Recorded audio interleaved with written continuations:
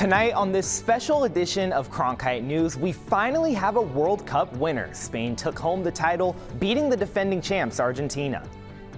Plus, the World Cup is bringing in millions of dollars all across North America and even right here in the Valley. Find out how local businesses are benefiting from the World Cup boom. Plus, the U.S. men's national team is made up of players from all over the world who chose to come together to play under one flag. Good evening and welcome into this special World Cup edition of Cronkite News. I'm Jacob Brooks. Thank you all for joining us. Spain has done it. After a tense, low-scoring match, Spain took out the defending champion Argentina to win the World Cup in extra time. It was a fantastic atmosphere at MetLife Stadium, the home of the New York Jets and Giants, and just look at the emotion and how much this meant to Spain and its fans.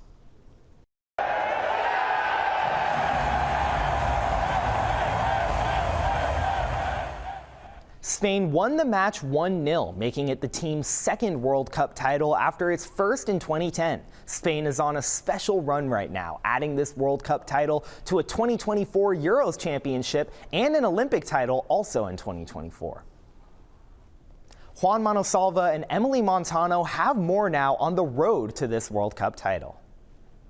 Welcome to our final edition of World Cup Roundup. I'm Emily Montano. And I'm Juan Manosalva. After a month of history, drama, and unforgettable moments across North America, the 2026 FIFA World Cup has crowned a champion. Spain has returned to the top of world football, defending Argentina to claim their second FIFA World Cup title. Their possession-based style and stingy defense carry them through a challenging tournament. The championship ends a 16-year wait since Spain's first World Cup triumph in 2010, making La Roja just the 9th nation ever to win multiple men's FIFA World Cup titles. But this World Cup will be remembered for much more than its champion. One of the tournament's biggest stories was Cape Verde, who reached the round of 16 for the first time in the nation's history. Their historic run included matchups against both finalists, proving they could compete with the world's best. History was also made in the semifinals, as FIFA 4 highest-ranked national teams reached the Final Four for the first time ever. Argentina, Spain, France, and England live up to their rankings, with the top two teams eventually meeting in the final. And the Golden Boot race was one for the ages, as Lionel Messi and Kylian Mbappe each scored more than 20 goals, putting together two of the most prolific tournament performances ever. Of course, the month wasn't without its share of controversy. One of the biggest talking points came when U.S. striker Valerian Balogun received a controversial red card, a decision that shifted momentum and changed the course of the Americans' tournament. Another debate centered on the growing American influence on the tournament, as extended hydration breaks during matches led some people to argue they disrupted the rhythm and flow of the game. Players, coaches, and supporters also questioned the effectiveness of VAR, with lengthy reviews and inconsistent decisions continuing to spark debate throughout the tournament. Off the field, high ticket prices drew criticism from fans, while the first ever World Cup halftime show divided opinion over whether it belonged in soccer's biggest match. For the United States, this tournament represented an important step forward. The U.S. men's national team surprised much of the soccer world with this performance, reaching the knockout stage on home soil and sparking a new level of excitement for the sport across the country. While a 4-1 loss in the round of 16 to Belgium showed the work still lies ahead, the tournament proved the United States is moving in the right direction. With talented, young core and valuable experience gained during this home World Cup, the U.S. now has a strong foundation to build toward the 2030 FIFA World Cup. From record-setting moments to historic breakthroughs, the 2026 FIFA World Cup has left a lasting legacy. It has been a pleasure bringing you the World Cup Roundup. Thank you for joining us. I'm Emily Montano. And I'm Juan Manosalva. Thanks, guys. The World Cup is also big for business, bringing in millions of dollars to the host cities. And even though no games were hosted here in the Valley, one local city is still feeling an economic boost from the World Cup. Cronkite News reporter Paloma Rochelle tells us how. The Turkey men's national soccer team chose the East Valley as their training ground ahead of their upcoming World Cup tournament matches. Hosting the team is a massive logistical feat that took a team effort just to recruit them. We really look at the tourism impact and what that means for the visitor economy, and being able to, again, really elevate Mesa's tourism and sports tourism angle. That spike in foot traffic is exactly what city leaders are counting on. The economic impact of an international soccer team is comparable to one of the East Valley's biggest tourist draws. For example, when we have spring training, baseball spring training, we see a spike on our sales tax revenue due to spring training. Now, can we quantify it? It's just from that. You know, we assume that, and it's a good 99% probability. The same would be with the team coming here. And we would see a spike in, you know, sales tax revenue as well as hotel stays. That expected boost in sales tax and hotel stays is welcome news. I actually just found out, which is amazing news. In downtown Mesa, where merchants often struggle during the lean summer months, for local restaurants like Tacos Chivas, an arrival of fans couldn't come at a better time. Because in the summer, we do struggle a lot. Everybody goes back home or traveling. So I know this is going to bring a great revenue to our restaurant. So we're looking forward to having all those either team players, customers, people visiting Mesa. All those extra lunch orders, including burgers, quesadillas, tacos, drinks, can add up. City officials expect the soccer team visit will bring in millions of tourism dollars. Visit Mesa estimates the economic impact at $3 million, which is no small change for small businesses who say they are ready to welcome all the visitors who are here to support the Turkey men's national team. In downtown Mesa, Paloma Rochelle, Cronkite News. Thank you, Paloma. Visit Mesa officials say they plan to use the success of this World Cup partnership to pitch the Valley to host even more sporting events in the future. Sports, and especially football, are all about tradition. After the break, we'll take a closer look at one of those traditions that's been bringing people closer together. I already feel like I'm part of the World Cup because I completed the album. Find out why the Panini World Cup album means so much to so many after a quick break.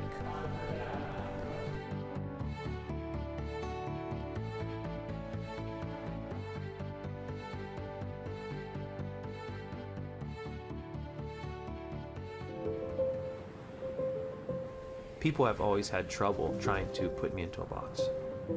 A professor, suit and tie is just not me. Without the ocean, I don't know what I would do. You know, the ocean's always been there for me. As Hawaiian people, we believe that the coral is the first living being to come out of the darkness. It's the foundation of our entire lifestyle, and that's what my research is about. What we do is we take photographs of the reef over long periods of time to create models that can tell us what the planet is doing. If we go deaf to what the Earth is telling us, then we'll never be able to live in harmony. If I can get my students excited about protecting the ocean, then they're the ones who are gonna really make the difference. I hope my students realize that I'm not trying to prepare them for something in the distant future. Their time is now at Arizona State University.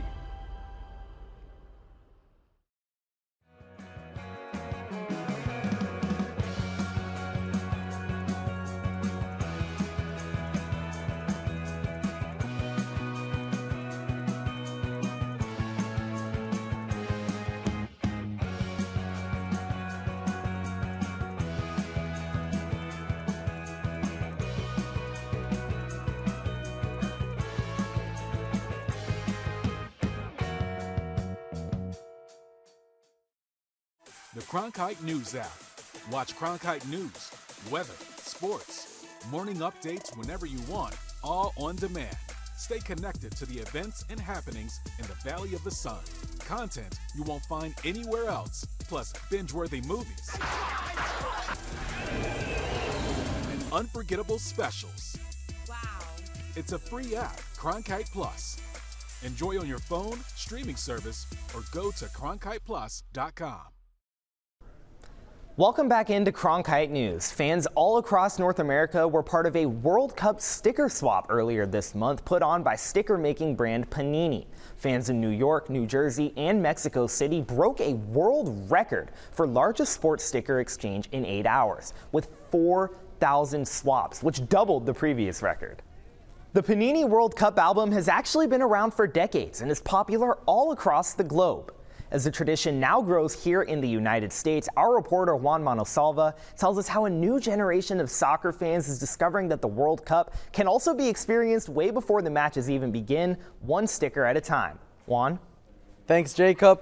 In an era when much of the sports experience takes place on a screen, the Panini World Cup album continues to rely on paper, sticker albums, and people trading stickers with one another. That tradition remains so popular that local stores are now hosting sticker swap events, bringing collectors together to complete their albums. Long before the champion is crowned, millions of fans began experiencing the World Cup by filling empty spaces in a paper album. For more than 5 decades, the Panini album has turned players, national teams, and crests into a tradition that connects fans with the tournament. I already feel like I'm part of the World Cup because I completed the album. Thank God I was also able to go to a World Cup match, and it was an incredible experience. That's another reason I'm filling it out. I think this year will stay with me for the rest of my life. For some, completing the album means remembering the World Cups they experienced when they were children. For others, it's an activity that brings them closer to their children, relatives, or friends. I realized that when I opened the first box, everyone sat down at the table with no phones and no tablets. To me, that was incredible. So buying the stickers became an excuse to bring everyone together. Panini published its first FIFA World Cup album in 1970 and since then has become a fan favorite. The album introduces the players, the crests, and the teams that will be competing in the tournament. So by the time the World Cup begins, fans are already familiar with the teams and their favorite players, making them feel closer to the World Cup experience. And although generations change and technology rules the modern era, the routine remains the same. Buying packs, opening them, organizing the duplicates, and searching for the stickers that are still missing. And to make that search easier, some fans gather at local swapping events like the one held every Sunday at Soccer Locker. You really need events like this. It helped me 1,000%. I never would have completed my album if it weren't for an event like this. The 2026 edition is the largest in Panini's history and also one of the last produced under the company's long-standing partnership with FIFA. Yes, this is my first one, and when I heard Panini was going to make its last albums, I told my mom, I have to collect this one. So that's how we got started.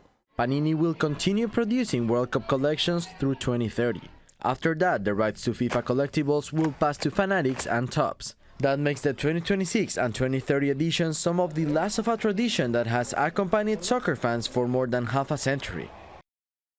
The Panini experience is also coming to the small screen. A TV series that tells the story of the Panini Empire has been developed for Italian TV and is set to air very soon. In the newsroom, Juan Manosalva, Cronkite News.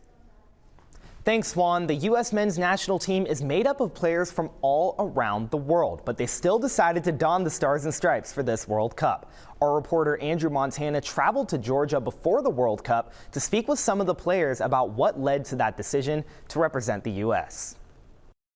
An athlete's biggest goal is to represent their home nation on the highest level, but it's not always that easy to choose if you have dual citizenship. So some players have additional things to consider when weighing their options. Look, my parents came here with not a lot. I'm a first-generation Hispanic, Salvadoran, Guatemalan, and my parents came here looking for work, trying to put a roof over their heads first and foremost. So it really was the American dream for them. You see, the thing about the American dream in the soccer world is that it comes with world-class competition, all of which is fighting for the same minutes on Team USA. And as difficult as this competition is, some players also have to choose between stardom at home and success in the States. There was a big gap where I guess you can say, disappeared from the mix of U.S. soccer. it's like everything happens for a reason, you know, and I'm here and I'm happy, man. We didn't grow up with a lot of money, but the money that we had was thrown into sports and keeping us off the streets. And, you know, we have a lot to thank to our parents. I think all of us do because of the sacrifices that they made. About half of the American national team's players are international, meaning they could have played elsewhere. But once World Cup season came around, there were many reasons why a lot of these players elected to represent none other than the Stars and Stripes. Just the plan that they had for the future. As I said, they wanted to change the view that people have on soccer in America, and I just saw myself as a part of this. Super nice, exciting. It's crazy because the first couple camps when I got back in the mix, it's like I never left, you know. But obviously I had to get used to the new faces, new guys and stuff. Choosing between multiple nations carries a certain burden.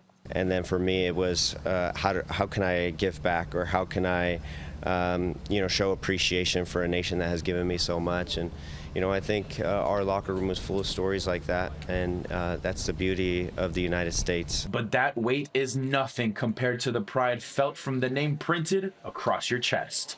In Fayetteville, Georgia, Andrew Montana, Cronkite News. Thanks, Andrew. Coming up after this quick break, we'll meet a U.S. men's national team player who made it to the World Cup thanks in big part to his father. Just going to those games, watching my pops play, seeing the passion of the fans, and kind of bred that intensity, that passion, into me. He learned from the best, his father, who used to be the U.S. men's national team coach. I got a chance to speak with both of them, and we'll hear their story coming up next on Cronkite News.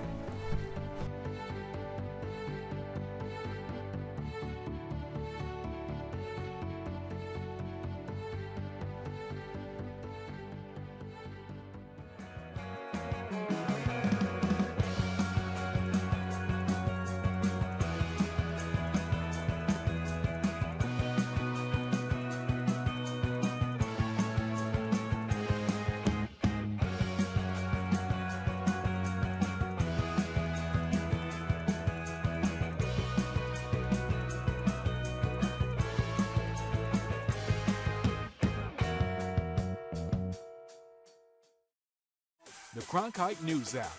Watch Cronkite News, weather, sports, morning updates whenever you want, all on demand. Stay connected to the events and happenings in the Valley of the Sun. Content you won't find anywhere else, plus binge-worthy movies and unforgettable specials. Wow. It's a free app, Cronkite Plus. Enjoy on your phone, streaming service, or go to cronkiteplus.com. You meet so many new people who are on different communities, and when you do that, you're able to network not only, but also get to engage, talk to people, and make life friends. I think that definitely surprised me, the community that I would find, because I wasn't really expecting it.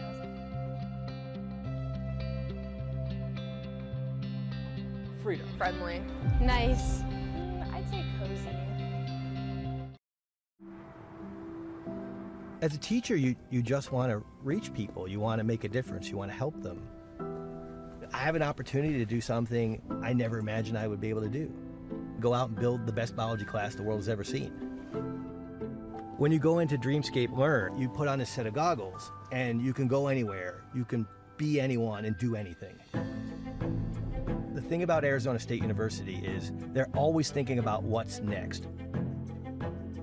We can create virtual reality experiences so that you can learn by exploring in a virtual world the way that scientists explore in the real world. And kids can feel that. All these emotions are what help the brain encode information. When I see a student come out of VR, the look on their face is nothing like I've ever seen when I finish a lecture. They look so happy to be there. In that moment, you know that you've reached them. Welcome back into Cronkite News. For Sebastian Berhalter, making the U.S. men's national team roster was a dream that didn't seem possible. But thanks to a little bit of extra motivation from his dad, he was able to bring that dream to life. I had a chance to speak to Berhalter and his father earlier this summer.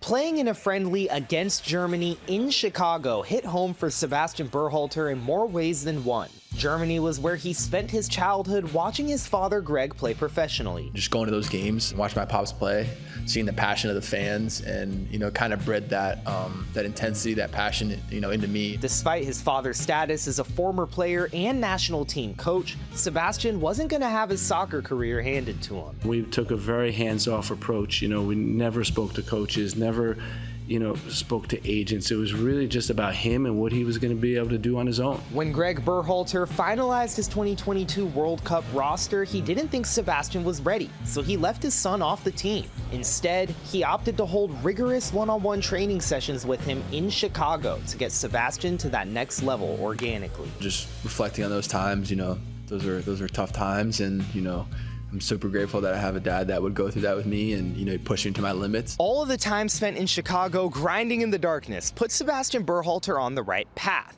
But it wasn't until he got one of these, an official World Cup mini replica trophy, that he truly went all in on trying to follow in his father's footsteps and earn a spot on the U.S. World Cup roster. It was so important to him to buy this little World Cup replica trophy. And he's like, I'm going to put it in my apartment, and every single day I'm going to look at it, and that's going to be a reminder of where I want to go. Sebastian's manifestation was realized in the form of a spot on the 2026 World Cup roster, and the cherry on top, he got to soak in the send-off game in the city that's embraced him even at his lowest. Chicago, I call it home. Back here a year later, it's pretty crazy going to the World Cup, so yeah, I'm super excited to be here. He had to be patient, but he also had to keep believing in himself, and that's what I think I'm most proud of, is that that self-belief never wavered. Sebastian Berhalter could have had soccer the easy way, but instead, he put his head down and earned it, which will make this World Cup all the sweeter. In Chicago, Jacob Brooks, Cronkite News. Coming up next on Cronkite News, after a war broke out in Bosnia in 1993, thousands of refugees relocated here to Phoenix. And this World Cup, that community was united here in the Valley to cheer on Bosnia. Listening to our anthem play in an American stadium on American soil is so amazing. More on the Bosnian home away from home coming up on Cronkite News.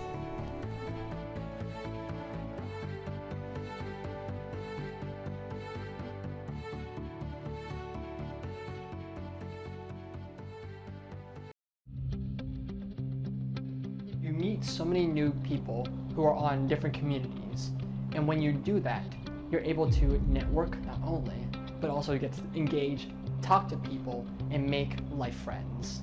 I think that definitely surprised me, the community that I would find, because I wasn't really expecting it.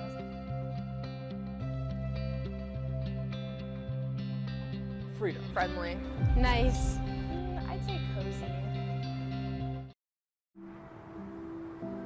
As a teacher, you just want to reach people. You want to make a difference. You want to help them. I have an opportunity to do something I never imagined I would be able to do. Go out and build the best biology class the world has ever seen. When you go into Dreamscape Learn, you put on a set of goggles and you can go anywhere. You can be anyone and do anything. The thing about Arizona State University is they're always thinking about what's next. We can create virtual reality experiences so that you can learn by exploring in a virtual world the way that scientists explore in the real world. And kids can feel that. All these emotions are what help the brain encode information. When I see a student come out of VR, the look on their face is nothing like I've ever seen when I finish a lecture. They look so happy to be there. In that moment, you know that you've reached them.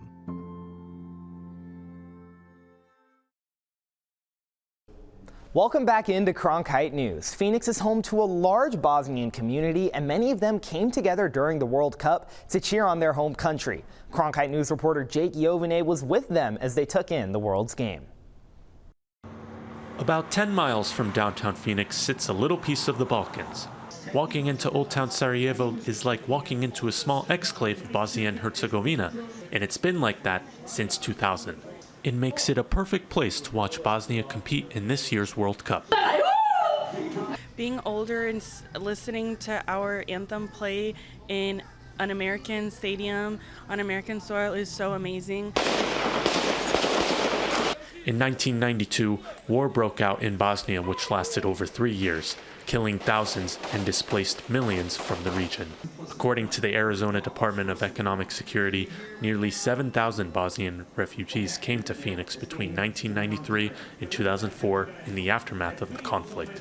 Now, 30 years later, Bosnians in the Valley get a chance to see their national team on the biggest stage, in the country they now call home. For everybody to come together and basically be united as one, with a lot of love, a lot of peace, with all the cultures combining together, not just our Balkan nations, but everybody all together. After defeating Italy in the World Cup playoffs in March, Bosnia booked a ticket for just its second World Cup appearance, much to the joy of Bosnians here in the Valley. I felt like my knees, I didn't feel my knees anymore. I just felt like me sink to the ground. It was an amazing experience. It was just wow, this is really happening. Bosnia and Croatia are the only two former Yugoslav nations to be represented in this year's tournament. With Phoenix's large communities, it's a chance to bring everyone together to watch the world's game. I'm very proud to see Bosnia at the World Cup. Not only Bosnians, but also Croats, Serbs, Slovens, ex-Yugoslavia nations come together. Us younger generation that grew up here and had to move because of the war and all of that, we got to see a different side of it. Though Bosnia ultimately lost this particular game, by just being at the World's event gives a sense of pride to a community that's been through so much. There's little people in the world that take the time to get to know our culture and understand our people and see how great we are and where we come from and our corners. So for you to recognize Bosnia means so much. In Phoenix, Jake Jovine, Cronkite News.